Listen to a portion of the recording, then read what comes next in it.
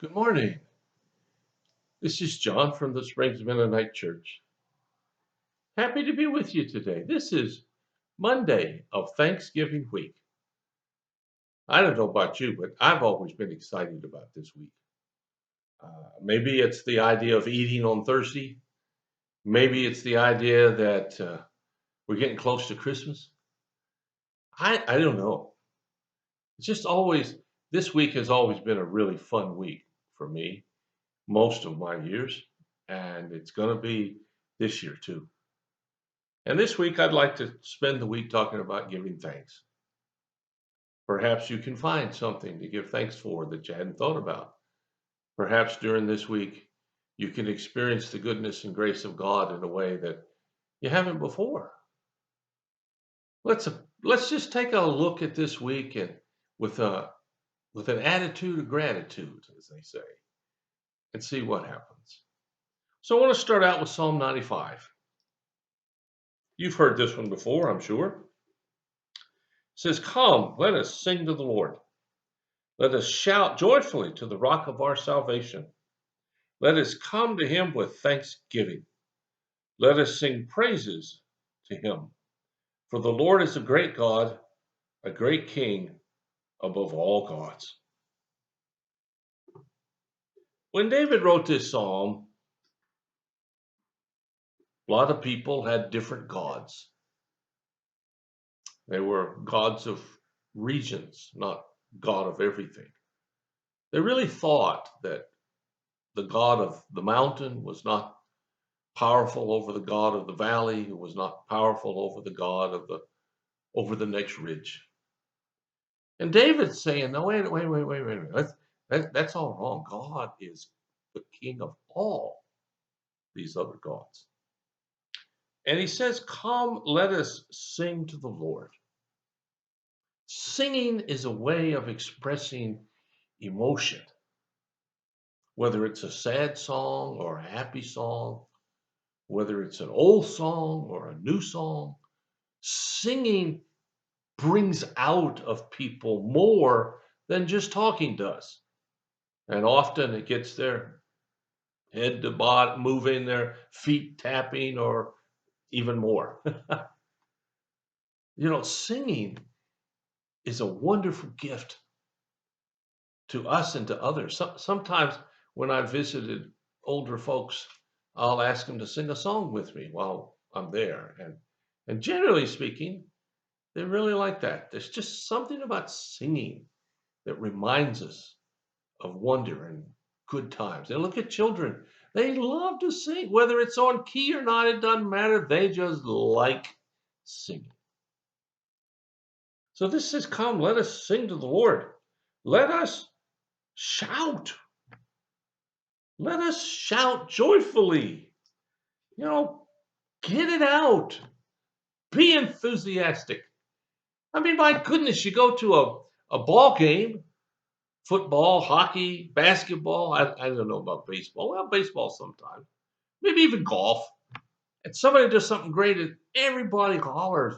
They get all into it and they just high five people around them when their team does well. And they're booing when the team does poorly. They just get into it. And so David's saying here, get into it in your relationship with God. If you're by yourself, then you don't have to worry about anybody seeing you, thinking you're a little bit strange.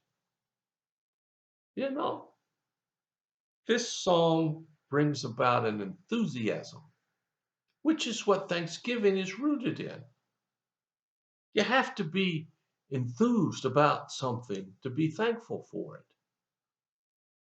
So it goes on to say, let us come with thanksgiving, let us sing psalms of praise. Let us come with thanksgiving. Let thanksgiving be the root of where we come from, who we are, what we do. Every morning, we should get up and be thankful. We should be excited about what the new day is going to bring. Well, I know there are some people who get up and then excitement is the last thing on their minds.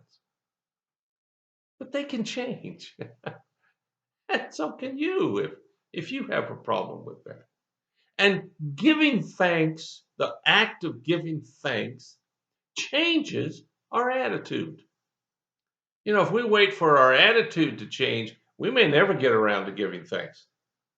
But if we just start giving thanks, make a list, get out a piece of paper. What do I have to be thankful for? And even if you're one of those who says, well, I don't have much to be thankful for. Yeah, you do. You really do. Just start thinking about it. What could I be thankful for? My guess is you'll run out of paper before you run out of things to be thankful for. So it goes on to say, for God is a great God, a great King above all gods. I want to take just a second or two here on this. God is a great God. Think about the universe. Now, I'm a trained scientist, so I know about evolution, and I believe in evolution at some level.